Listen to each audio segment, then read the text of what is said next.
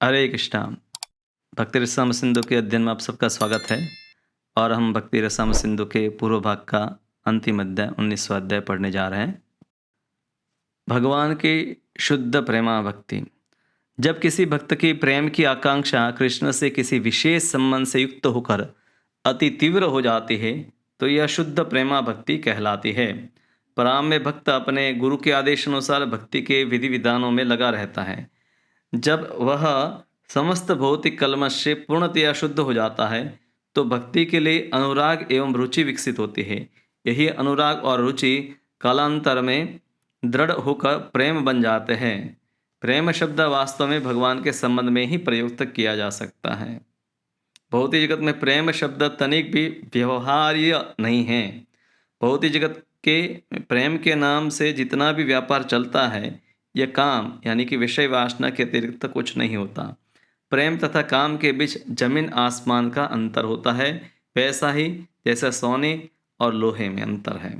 नारद पंचरात्र में स्पष्ट बताया गया है कि जब काम को परमेश्वर में पूर्णतया स्थानांतरित कर दिया जाता है और उनसे पूर्ण रूपेण आत्मीयता स्थापित कर ली जाती है तो इसे भीष्म, प्रहलाद, उद्धव तथा नारद जैसे महापुरुष भगवान के प्रति शुद्ध प्रेम मानते हैं। तो संसार में जो हमारी कामनाएं हैं वस्तुओं में, लोगों में, वो भगवान में स्थानांतरित करा जाए और व्यक्ति पूर्ण रूप से उस पर लग जाए, शुद्ध हो जाए, तब उसको प्रेम कहते हैं। भीष्म जैसे महापुरुषों ने बतलाया है कि भगवत प्रेम का अर्थ किसी अन्य व्यक्ति के प्रति तथाकथित प्रेम का पूर्ण परित्याग।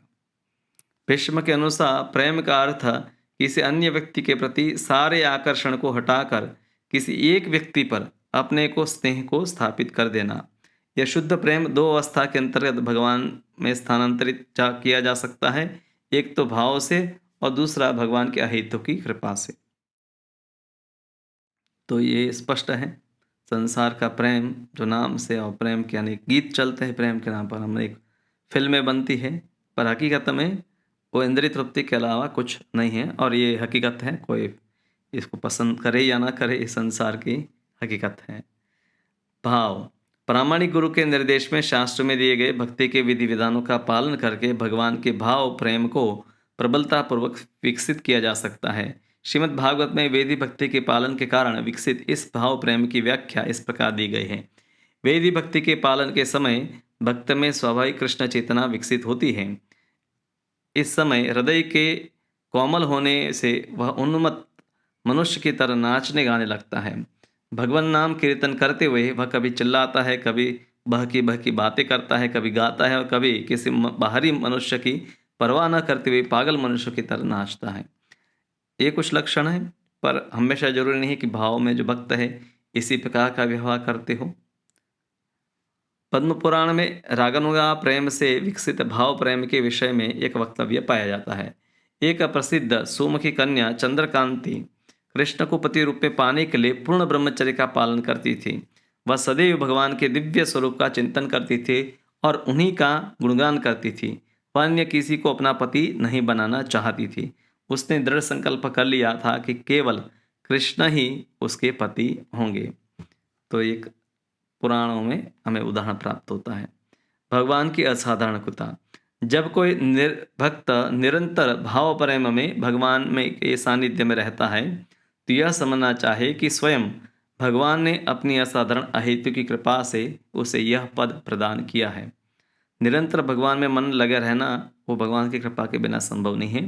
तो हम समझना चाहें कि किसी को ऐसा निरंतर मन लग गया है तो भगवत कृपा है। इस तरह की असाधारण कृपा का उदाहरण श्रीमद् भागवत में पाया जाता है, जिसमें कृष्ण उद्धव से कहते हैं, वृंदावन की गोपियों मेरी प्राप्ति के लिए न तो वेद पढ़ा था, न ही उन्होंने कभी कोई तीर्थाटन किया था, न ही उन्होंने दृढ़तापूर्वक किसी विधि विधान को किया, न ही उन्होंने कोई तपस्या की। उन्होंने मेरी संगति मात्र से भक्ति की सर्वोच्च स्थिति प्राप्त की है। हालांकि इसमें से कुछ गोपियां हैं, आप जानते हैं कि पूर्व जन्म में ये सब किया था, पर इस जन्म में हम देखते हैं कि उन्होंने कुछ नहीं किया था। उनका स्वाभाविक आकर्षण है कृष्ण के प्रति। पद्म पुराण की चंद्रकांति तथा श्रीमद् भागवत की गोपियों के उदाहरण से यह प्रतीत होता है कि जो भक्त सदैव कृष्ण का चिंतन करता है एवं उनके भाव प्रेम में अपनी स्थिति की परवाह न करते हुए निरंतर उनका गुणगान करता रहता है, उससे कृष्ण की असाधारण कृपा के कारण अनन्य भक्ति की सर्वोच्च सिद्धि प्राप्त होगी। इसकी पुष्टि श्रीमद् भागवत में हुई है। यदि कोई व्यक्ति भगवान हरि की पूजा करता है, उनकी उपासना करता है, उनसे प्रेम करता है, तो यह समझ लेना चाहे कि उसने सभी प्रकार के तप तथा आत्म साक्षात्कार की विधियों को पूरा कर लिया है। दूसरी ओर यदि किसी प्रकार की तपस्याओं और योगाभ्यास के बाद भी उसमें हरि के लिए प्रेम विकसित नहीं होता, तो उसके सारे कृत्य व्यर्थ है। श्रम एव ही केवलम। यदि कोई व्यक्ति कृष्ण को निरंतर भीतर बाहर देखता है, तो समझना चाहे कि वह आत्मा साक्षात्कार के सारे तपों से परे हो चुका है। किंतु यदि सभी प्रकार के तपों के बाद भी वह भीतर बाहर कृष्ण का दर्शन नहीं कर पाता, तो समझिए कि उसकी सारी तपस्या व्यर्थ है। रावण, हिरण्यकश्यप इत्यादि ने सब तप किया, पर उनकी चेतना में कोई परिवर्तन नहीं हुआ, इसलिए उनकी तपस्या वास्तव में व्यर्थ है। कृष्ण के प्रति रागानुगा आकर्षण, जिसे भगवान की असाधारण कृपा के कारण ही बतलाया जाता है, दो प्रकार का होता है। भगवान की महानता के प्रति अतीव आदर, किसी बाह्य हेतु के बिना कृष्ण के प्रति स्वतः आकर्षित होना। नारद पंचरात्र में कहा गया है कि भगवान की महानता के प्रति अतीव आदर होने से मनुष्य को भगवान के प्रति महान स्नेह एवं स्थिर प्रेम प्राप्त होता है। उसे निश्चय ही 4 प्रकार के वैष्णव मुक्तियाँ प्राप्त होती हैं। नारद पंचरात्र में शुद्ध अनन्य भक्ति को स्वार्थ भावना से विहीन बतलाया गया है। यदि भक्त भगवान कृष्ण से निरंतर प्रेम करता है और उसका मन सदा उन्हीं पर स्थिर रहता है, तो एकमात्र यही भक्ति में प्रवृत्ति भगवान के ध्यान को आकर्षित करने वाली सिद्ध होगी। दूसरे शब्दों में जो वैष्णव निरंतर भगवान के स्वरूप का ध्यान करता है, वही शुद्ध वैष्णव है। सामान्यतया जो भक्त भक्ति की कठोर विधि विधानों का पालन करने के कारण भगवान के अहेतु की कृपा प्राप्त कर लेता है, वह भगवान की महानता, उनके दिव्य सौंदर्य तथा रागानुगा भक्ति के प्रति आकृष्ट होता है। अधिक स्पष्ट करना चाहे तो कहा जा सकता है कि भक्ति के नियमों का पालन करने से मनुष्य भगवान के दिव्य सौंदर्य को भली भांति पहचान सकता है।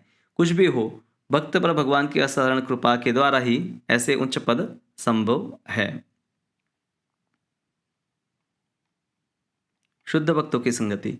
यद्यपि भगवत प्रेम विकसित करने की अनेक विधियों की व्याख्या की जा चुकी है, किंतु अब श्रील रूप गोस्वामी सामान्य रूप से वर्णन करते हैं, हमें यह बतलाते हैं कि ऐसा पद कैसे प्राप्त किया जा सकता है। ईश्वर के लिए भाव प्रेम की शुरुआत मूलतः श्रद्धा। शुद्ध भक्तों की अनेक समितियां तथा संगठन हैं, और यदि थोड़ी सी श्रद्धा के साथ इन समितियों से अपना संबंध जोड़ता है, तो शुद्ध भक्ति तक उसकी प्रगति तेज हो जाती है। समिति यानी कि भक्तों का समूह, तो जैसे इस्कॉन एक समूह है जहाँ पर आप भक्तों से संग करके श्रद्धा को बढ़ा सकते हैं। शुद्ध भक्त का प्रभाव ऐसा होता है कि यदि कोई थोड़ी सी श्रद्धा से उसकी संगति करता है, तो उसे भगवद्गीता तथा श्रीमद् भागवत जैसे प्रामाणिक शास्त्रों से भगवान के विषय में सुनने का अवसर मिलता है। इस तरह जन जन के हृदय में स्थित भगवान की कृपा से मनुष्य में क्रमशः ऐसे शास्त्रों के वर्णन में श्रद्धा विकसित होती है। शुद्ध भक्तों की संगति की यही पहली अवस्था है। दूसरी अवस्था में मनुष्य थोड़ा प्रगत एवं प्रौढ़ हो जाने के बाद शुद्ध भक्त के मार्गदर्शन में भक्ति के नियमों का पालन करने के लिए स्वतः तैयार होता है। इसको कहते हैं भजन क्रिया, और उसको अपना गुरु मान लेता है। अगली अवस्था में भक्त अपने गुरु के मार्गदर्शन में वैधि भक्ति संपन्न करता है, और ऐसे कर्मों के फलस्वरूप वह सभी अवांछित कार्यों से मुक्त हो जाता है। इसको कहते हैं अनर्थ निवृत्ति। इस प्रकार अवांछित कार्यों से मुक्त होने पर उसकी श्रद्धा स्थायी रूप से स्थिर हो जाती है, उसमें भक्ति के लिए दिव्य रुचि विकसित हो जाती है, फिर अनुवृत्ति, तब भाव और अंततः शुद्ध भगवत प्रेम विकसित होता है। शुद्ध प्रेम के विकास की ये विभिन्न अवस्थाएं, ये आपने बार बार सुना होगा। आदो श्रद्धा तथा साधु संग भजन क्रिया, अनर्थ निवृत्ति, रुचि, आसक्ति, भाव और प्रेम, 8 ए जो सोपान है, तो व्यक्ति की श्रद्धा से प्रेम तक प्रगति होती है। केवल अतीव सौभाग्यशाली व्यक्तियों को जीवन में ऐसी सफलता प्राप्त हो पाती है। जो लोग वैदिक शास्त्रों के कोरे सैद्धांतिक ज्ञाता हैं, वे इस विकास को नहीं समझ पाते। इसलिए नारद पंचरात्र में शिवजी पार्वती से कहते हैं, हे महादेवी, तुम मुझसे यह जान लो कि जो कोई व्यक्ति भगवान के प्रेम के भाव को विकसित कर लेता है और फिर इस प्रेम के वशीभूत होकर दिव्य आनंद में निरंतर मग्न रहता है, वह शरीर या मन से प्राप्त होने वाले भौतिक दुख या सुख की अनुभूति नहीं कर पाता। स्नेह तथा प्रेम व्यापार प्रेम रूपी आद्य वृक्ष की विभिन्न शाखाएं हैं। जो नाना प्रकार के स्नेह प्रागट्यों के पूर्व आती है और उनकी व्याख्या यहाँ नहीं की जाएगी। इनका वर्णन भी सनातन गोस्वामी ने अपनी पुस्तक भागवतामृत में किया है। यद्यपि ऐसे स्नेह तथा प्रेम व्यापार का विषय अत्यंत गुह्य है, किंतु सनातन गोस्वामी ने उनका खुलकर वर्णन किया है।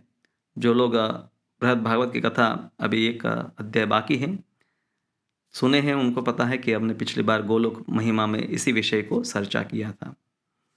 इस तरह श्री रूप गोस्वामी भक्ति रसामृत सिंधु के प्रथम भाग का समापन अपनी कृति को दिव्य सौंदर्य के प्रतिष्ठापक श्री सनातन गोस्वामी तथा गोपाल भट्ट गोस्वामी, श्री रघुनाथ भट्ट गोस्वामी एवं रघुनाथ दास गोस्वामी को उनके दिव्य आनंद हेतु समर्पित करते हैं। इस कथन से लगता है कि जब भक्ति रसामृत सिंधु लिखा गया था तब महान भक्त श्रील जीव गोस्वामी सक्रिय नहीं हो पाए थे। जीव गोस्वामी जो है सनातन और रूप के भतीजे हैं, तो तब वो इतनी बड़ी उम्र में नहीं थे और वहाँ नहीं थे, तो बाकी 5 जो गोस्वामी हैं वो वहाँ पर उपस्थित थे, तो उनका नाम लिखा है। तो इस प्रकार भक्ति रसामृत सिंधु के प्रथम भाग का भगवान के प्रति भाव प्रेम के वर्णन तक जिसे आगे और दिया जाएगा, भक्ति वेदांत संक्षिप्त अध्ययन पूर्ण हुआ। तो शिल प्रभुपाद जी समरी स्टडी, इसको सबटाइटल दिया है कि समरी स्टडी ऑफ भक्ति रसामृत सिंधु।